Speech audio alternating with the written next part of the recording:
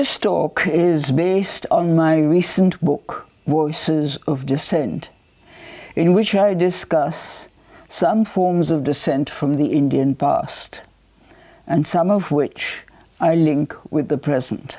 I shall begin by trying to define what I mean by dissent. I shall then discuss two broad examples of major dissenting ideas from two past traditions. And in the latter part of the talk, I shall refer to a couple of examples of dissent that suggest a link between the comprehension of dissent in past times with some of the ways in which it has been expressed in our times. My interest in the subject is not recent, nor was it roused primarily by increasing attempts to disallow dissenting opinion in many parts of the world today, including in our society. I have been writing on the concept of dissent in pre-modern India off and on for the last half-century. I see dissent as central to social and cultural change, a centrality that is not new to history, but tends to be ignored very often in the study of Indian history. Even the evolving of what we call civilization is a process in which dissent and consent were exercised in the selection of that which is acceptable and that which is to be rejected. The selection was made by contemporary evaluation as also by later historians. We pay little attention to these selections as debates, assuming that the process was constantly consensual. My other purpose is to suggest that the continuity of the presence of dissent in various forms through the centuries was essential. Some characteristic forms can be recognized as having continued to be effective in present times as well.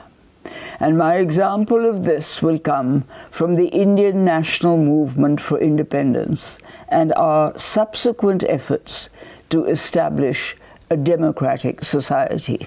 Let me begin then by attempting to define what I mean by dissent. It stems from a difference of opinion or a disagreement, but is not arbitrary. It may begin with minor disagreement, but is recognized as dissent when it refers to a specific issue of some substance that introduces alternative ideas both in thought and in practice. Dissent, therefore, has to be directed to a matter of importance. It can be a form of protest, although protest is generally more organized. Therefore, it is better perhaps to say that dissent can change into or become a form of protest.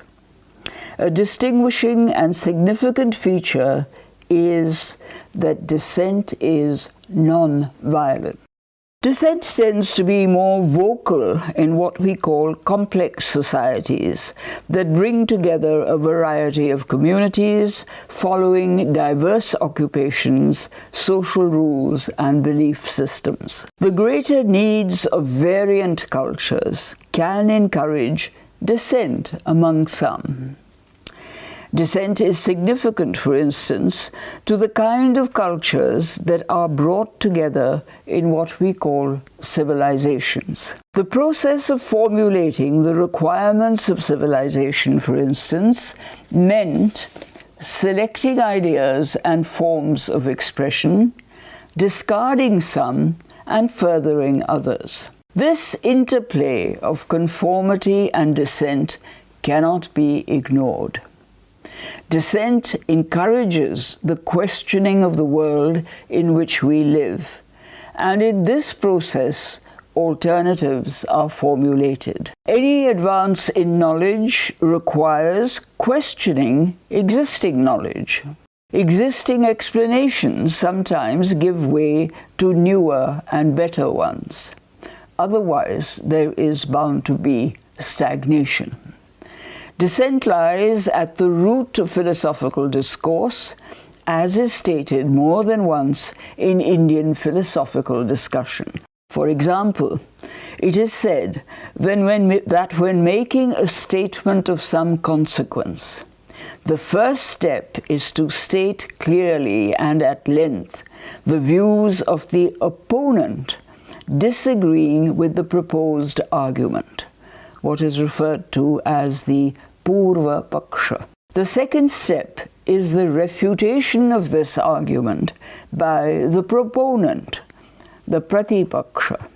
And finally, there is a debate or dialogue on the two views in the hope for a solution, the Siddhanta.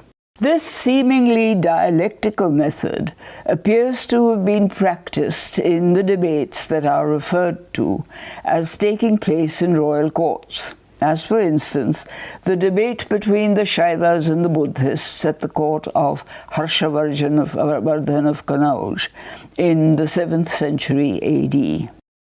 What this procedure recognizes is the centrality of dissent and the importance of dialogue in the search for a solution when dissent is registered.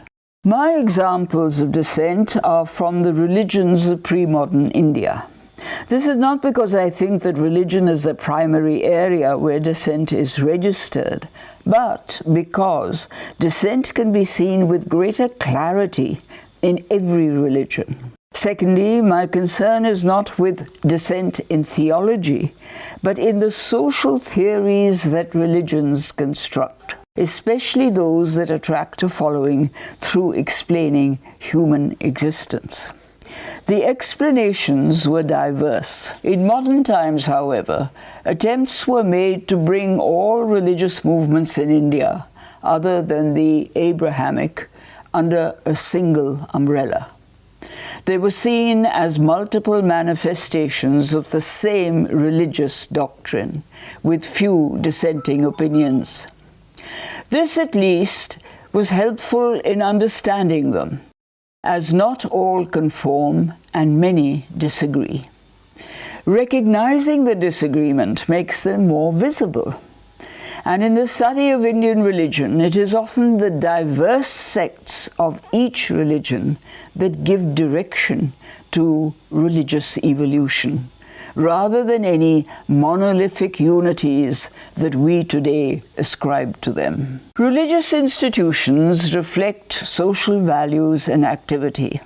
And apart from monasteries and nunneries that are distinct from society, there are institutions such as places of worship or schools of learning that contribute substantially to the actions and ethics of a society. The intersection of religious ideas and social activities often led to dissenting opinions and the breaking away of a group, giving rise to a religious sect. An example of this was the debate in one of the early Buddhist councils subsequent to the death of the Buddha on whether the Sangha should permit monks to accept monetary donations, a fundamental debate that all religions should discuss. The multiple sects that sprout around every religion can be expressions of deviation or dissent, or can be modifications of existing forms. A sect finds its place somewhere along the spectrum. This is a different pattern from a single monotheism unified by creed and catechism. And this pluralism is characteristic of religion in India and may well relate to the particular social structures that prevail. Let me illustrate what I am saying with a couple of examples where dissent has been crucial to the form taken by the religions. An early articulation of this is what began as a parallel movement but dissented significantly from established religion. Vedic Brahmanism was the dominant religious presence in the earlier part of the first millennium BC. multiple gods were worshipped, not as icons, but through elaborate sacrificial rituals that consumed much of the wealth that was produced. Its ethics drew on the belief in the reincarnation of the individual soul and what was to become the famous theory of karma. This view met with dissent from what had been broadly termed the Shramana religions, Buddhists in the main, but including Jains and Ajivakas. Other dissenters, the Charvak or Lokayat, taught a firmly materialist philosophy. They all denied the existence of deities. Consequently, Vedic texts could not be taken as divinely revealed, and therefore sacred. Forms and locations of worship differed from the Vedic, as did the definition of reincarnation and possible liberation from it. Causal explanations were based on reason and logic, and this dissent was only broadly uniform among the Shramanas, as they too registered degrees of disagreement among themselves. References to the Brahman-Shramana confrontation are explicit in the edicts of the Mauryan king Ashoka. He pleaded for greater tolerance and harmony among them. The period from the Mauryas to the Guptas is one in which the competition is apparent, and in the post-Gupta period, it is Brahmanism that emerges triumphant. Brahmanical writing refers to these dissenters as Nastika, non-believers, sometimes even viewed as heretics. The term continued to be used for them in Sanskrit texts as late as the 16th century AD. The grammarian Patanjali compares the hostility between the Brahmins and the Shramans to that between the snake and the mongoose. The term Nastika was not confined to the Shramanas. It was extended to include all non-believers. Thus, in a reference from a 16th century text, Nastikas, non-believers, included the Turushkas, literally Turks, as applied to people from Central Asia and later to Muslims. This, of course, brings to mind the Islamic term kafir. The irony was that the Turushka did believe in deity and God, but his deity was Allah and not any of the Brahmanical gods. So he was a non-believer. He was regarded as a non-believer. The Shramanas were Nastika because they originally did not believe in any deity. Buddhism had its own dissenters. A significant dichotomy separated the Hinayana and the Mahayana sects, interpreting the teachings of the Buddha through multiple differentiated sects. This was also noticeable when Buddhist missionary activity came to the fore in Central Asia and China during the first millennium AD. It met with conditions different from what it had known in the subcontinent. And this led to fresh questions, new answers, and sometimes, quite often, the founding of a new sect. The degree of demarcation from the existing religious order was variable. The success of a religion depends on its relationship with society, and particularly with those in authority and the elite who provide the patronage and the donations for rituals. A popular following gives it a different kind of support, and the Shramanas had to compete for patronage to establish their social base. But monastic institutions establishing an alternative system were dependent on society. Vedic Brahmanism had a wealthy, prestigious, generally elite patronage. The popular religion that grew out of these beginnings was what is now being called by scholars of Hinduism, Puranic Hinduism. It did not formally dissent from Vedic Brahmanism, but left it to its own Brahmanical devices. Puranic Hinduism gave prominence to certain newer deities and forms of worship, deities of the Vaishnav, the Shaiv, and the Shakta traditions. And under these labels, it also included many local cults. The focus was on deity. One among the many had prominence, and these deities had either been absent or marginal in Vedic worship. Each of the major deities of Puranic Hinduism were maintained by distinctive sects with distinctive texts, such as the Purans. Variations within the sects had a large range. Origins, myths, and rituals were recorded irrespective of whether deities were old or even very recent. Like most religions, Puranic Hinduism had both a gentle side with close human manifestations of deities that the worshipper was comfortable with, as also the more wrathful, angry manifestation of deities.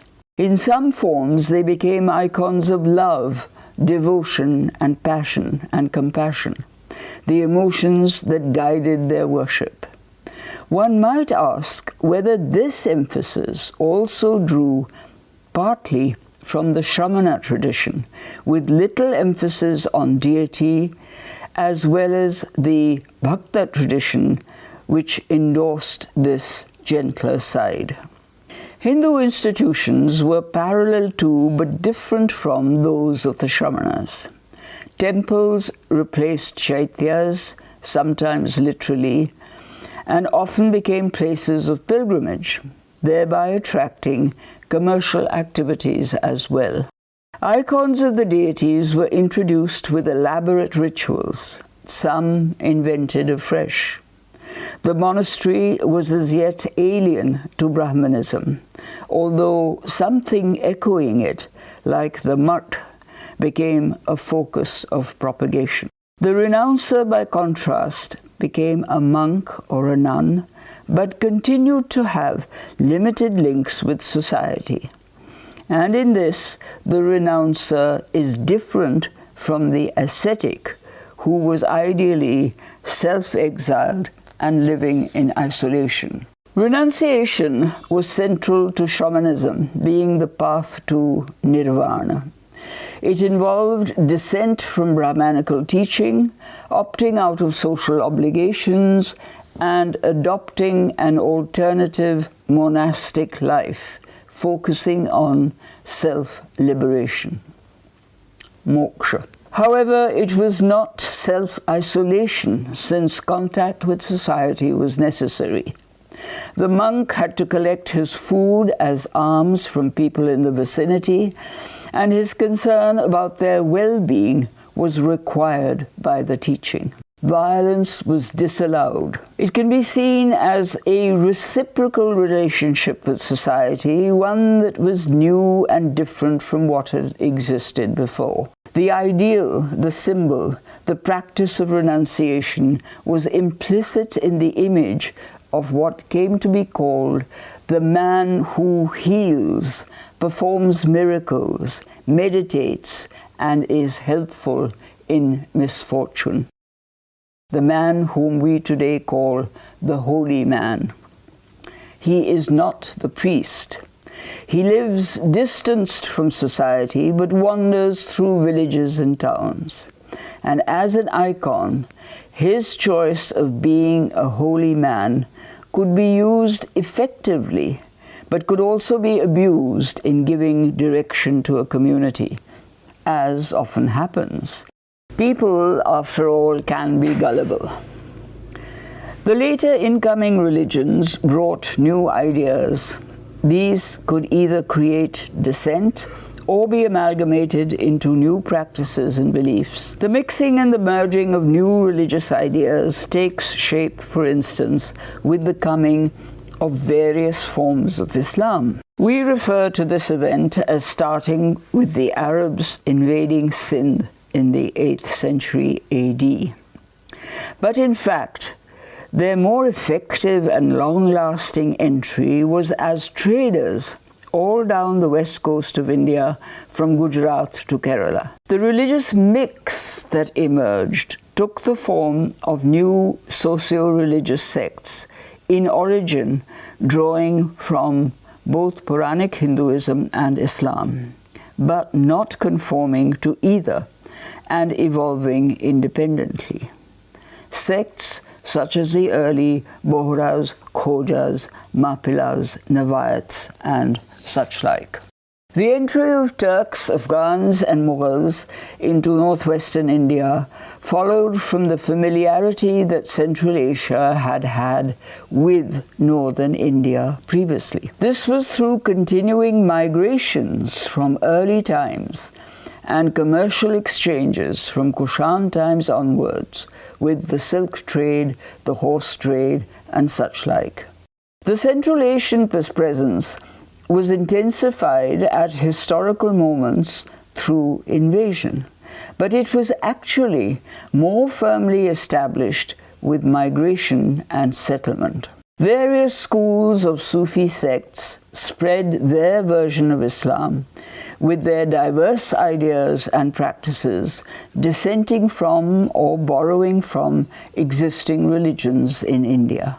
One of the most interesting examples of this were the borrowings between the Nath Yogis and the Sufis in the Punjab. This is one explanation as to why the proponents of Krishna Bhakti, devotion to the deity Krishna, the incarnation of Vishnu, were not only devotees such as Vallabhacharya and Surdas, but also came from well-placed Muslim families. Sayyid Ibrahim Khan or Ras Khan and Abdul Rahim Khane Khanan or Rahim are among those who composed dohas, couplets in Hindi in praise of Krishna and Radha. The verses are still sung as bandishes in Hindustani classical music. Such devotees were treated as dissenters by the proponents of orthodoxy in both religions, by both the Qazis, the Mullahs and the Maulavis, as well as the Pandits and the Brahmins. Bhakti is, as a form of religion, had multiple nuclei all over the subcontinent. Their verses were devotional and by implication were often social comments. In our times, these multiple sects have been treated as part of one unified, monolithic religious movement. They were actually diverse and responded to specific local religious and regional requirements. They were not defining a subcontinental religion. The diversity and the dissent is apparent. Each bhakti sant, I don't like the term saint, I prefer the original sant. Each bhakti sant worshipped one deity of choice in his or her own way, with or without rituals, and often through songs, hymns, and narratives in the local language. There was, therefore, an obvious diversity geared to the local region, although there were a few broad similarities. Deities differed, or the same one was worshipped but in another way, and of course in another language. So the nuances were not the same. We may well ask, why was there a difference? Generally, little or no mention is made of other bhakts from distant places. Neither Kabir nor Mirabai, for example, mention the Alvars or the Nayanars of the Tamil-speaking region. For some sants, the worship of the deity was paramount. But for others, it was the message of social equality implicit in their devotion. Thus, Ravidas describes his utopia not as a paradise, but as the imagined city of Behrampura, the city where there is no sorrow, begum, because the social equality of all is prevalent. Social equality is also asserted in the ritual of organized pilgrimages among some sects and among many sects. Those congregating in devotion are all treated as of equal status. This breaks two of the fundamental rules of caste. They eat together, and there is no prohibition on touching. For the period of pilgrimage, the rules of the Dharma-shastras do not apply. Even in those religions that preached the equality of all in the eyes of God, social difference was marked and treated as necessary. The separation between acceptable castes and the lower castes and untouchables was in practice universal across religions. Places of worship or areas within the normal places of worship were demarcated and segregated. And we need to inquire into the forms of dissent that the excluded castes, the avarnas as they are called, Dalits as we call them today, may have adopted, although not perhaps openly so. Let me repeat that dissent was always present as an undercurrent in the ideas and movements associated with many aspects of life. Barring the orthodox, religion at all social levels was malleable and adjusted, either visibly or invisibly, to social and political change, as is evident from the histories of the sects. There is, for instance, much mutation and reformulation of religions in colonial times, and the presence of dissent needs greater recognition, especially in times of historical change. What have been called socio-religious reform movements in the 19th century, the Brahmo Samaj, Arya Samaj, Prarthana Samaj, and such like, were inevitably imprinted with some colonial ideas. They questioned Brahmin orthodoxy, but with the intention of suggesting reform rather than any heterodox replacement. The Arya Samaj, for instance, reconstructed Vedic society as a utopia and propagated returning to Vedic values and practices. Calls for returning to tradition often draw on a virtually invented tradition, in accord with the ideological and social needs of present times. Among these, the traditions that were recalled and invented, among these was nationalism, speaking for the emergence of a new socio-political structure, namely a nation-state. Some advocated it as a new utopia, that of a secular democratic state. Others reversed this by imagining a future state identified with the majority religion as its most significant feature. Democratic nationalism was a protest against colonial rule, articulated in various ways of dissent and converted into a manifestation of social and political protest. The form it took in the early 20th century was seemingly new to the anti-colonial secular national movement for independence. The question I am asking is, was it an entirely new experience for the Indian people? The protest, incorporating degrees of dissent, attracted a large number of people who became supporters of secular nationalism. This nationalism was distinct from the nascent but growing religious nationalisms, the Muslim and the Hindu. These latter had a different agenda and teleology. Their intention was to establish religious majoritarian states, the Islamic as Pakistan, and the possibly imminent Hindu Rashtra. These two religious nationalisms took their cue from the colonial understanding of Indian history and consequently could not and did not confront colonial power. Their ideas were based on colonial thinking. Religious nationalism, by its very premise, cannot accommodate democracy. Primacy given to a particular category of citizens, whether based on religion, ethnicity, or language, or whatever, conflicts with the idea of the equal rights of all citizens fundamental to democracy. Religious nationalism and democracy are in conflict. The secular national movement, envisaging a democratic nation-state, took forward some of these ideas of dissent as had been formulated in earlier times. These were more in keeping with the requirements of groups protesting against colonial rule.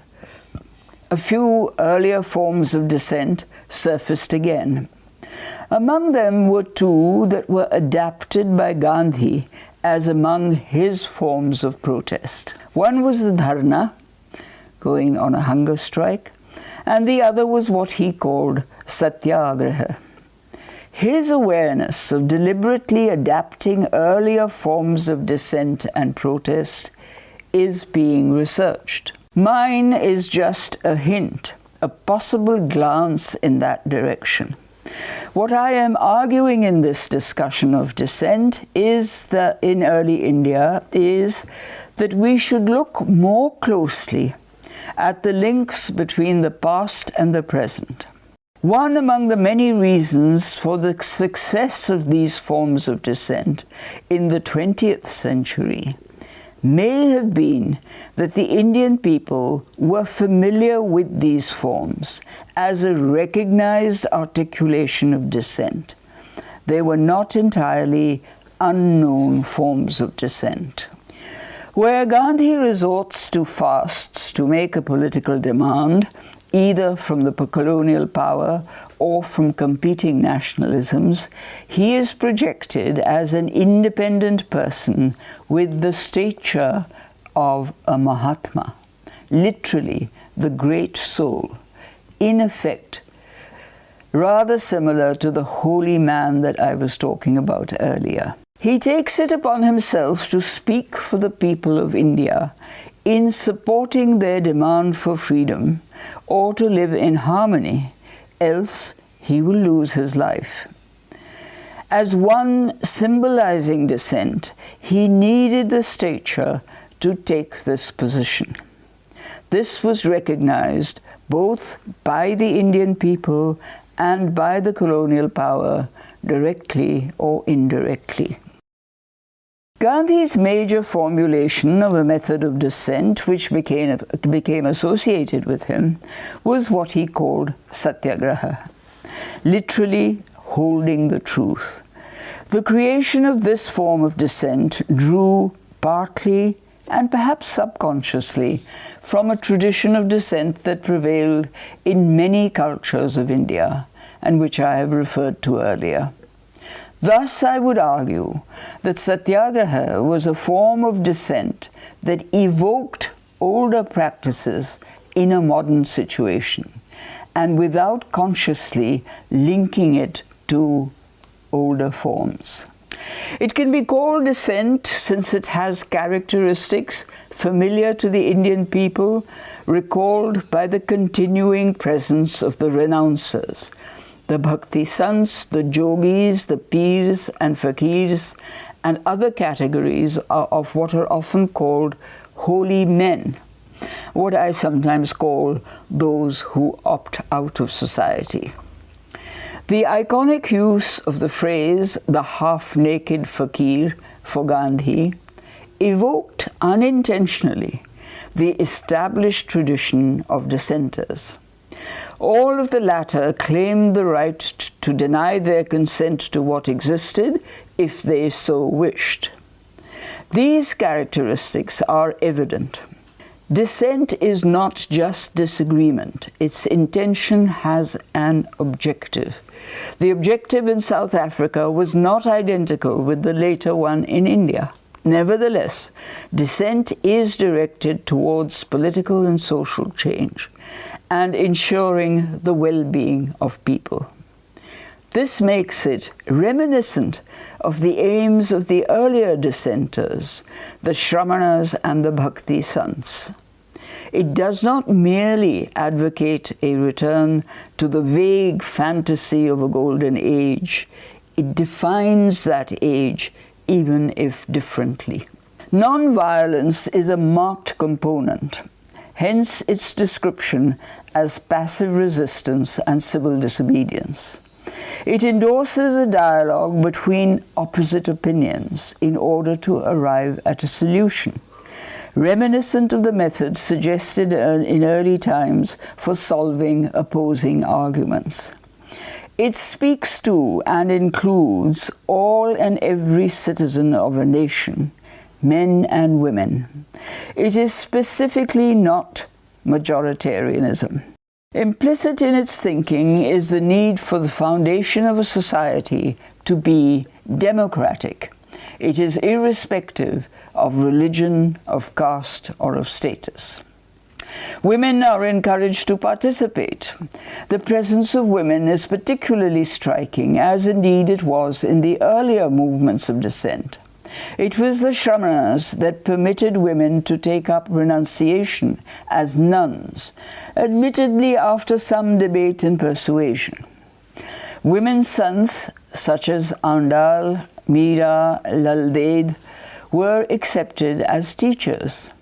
It is often forgotten that the confined condition of women, as advocated in the Dharma Shastra texts, is not what was advocated in all texts and practices in past times. Many were different, whatever the degree of difference. The national movement did not necessarily treat all women as liberated citizens.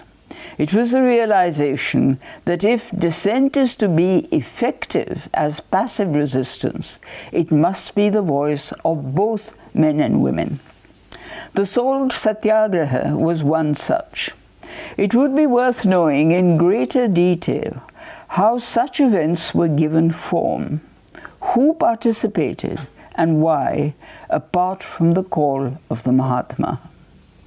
It is equally important to ascertain the reaction of the participants to how they understood the essential meaning of such activities.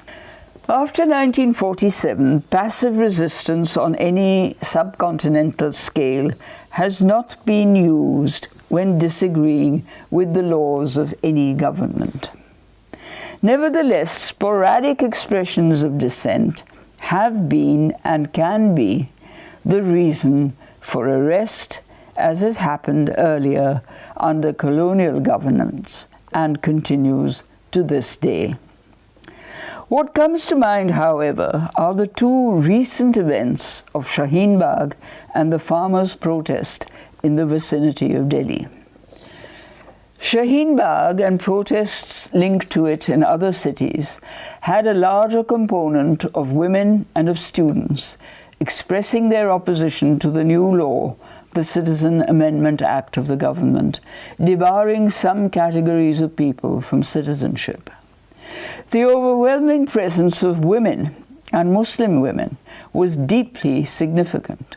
It was women opposing patriarchy and gender discrimination and the rules of orthodoxies. In endorsing the Constitution, these women were also stating their support for secularism. The farmers' protest was against newly formulated laws on agricultural produce. The protesters were non-violent in both cases, demanding a dialogue on the recently passed laws and their future. This also ties into the bigger question inherent to decisions in a democracy, as to how these laws were being received by those most closely affected by them. In a democratic society, it is not only the lawmakers whose voice is to be heard, but those who are affected by the law, their voices and reactions should also be heard. Dissenting views today have a new dimension. We are no longer a colony ruled by a colonizer. We have been aspiring to function as a nation-state, that is, as a secular democracy. In this context, protests can also be viewed as a comment on the questions being raised in discussions in many places. Do we need to fine-tune the concept of democracy to prevent it being derailed, as is feared that this is happening in some situations? Inevitably, the wider aspects of democracy have to be discussed, such as additional ways of debating disagreement and finding solutions to the problems that we are facing today. Does elected representation suffice in conveying what people want? How, for example, can we strengthen the institutions that protect democracy? Can the three constitutional pillars, the legislature, the executive, and the judiciary, be made more secure and autonomous, especially as guardians of the rights of citizens? Such questions are pertinent in the context of how democracy should function now and in the future. The failures in democratic functioning in the past century, with authoritarian systems and dictatorships coming to power in parts of Europe and Asia, Italy, Germany, Russia, China, had disastrous consequences for humanity. The repetition of that pattern is not called for. One may ask as to what Gandhi would have said to recent forms of passive resistance. A distinction between the colonial situation and that in an independent nation-state should be evident when it comes to the role of dissent. The passive resistance of Gandhi asserted dissent and evolved into protest. The legitimacy of such forms in a democratic nation-state draw on public opinion. In some polities across the world today, dissent is treated as an anti-national act. Yet, it is well established that the pivot of a liberal secular democracy is a wide-ranging debate prior to decisions, which has to come to terms with dissenting views. Let me repeat what our philosophy from the past maintains. There can be no Siddhanta solution if the views of the Purva Paksha, the opponent, are silenced by the Pratipaksha, the proponent. The articulation of the dialogue and debate between the two is absolutely essential. Let me say in conclusion, therefore, that it is imperative that we understand the historical centrality of dissent. It was and is essential to the formulating of cultures and to the establishing of democratic forms and norms.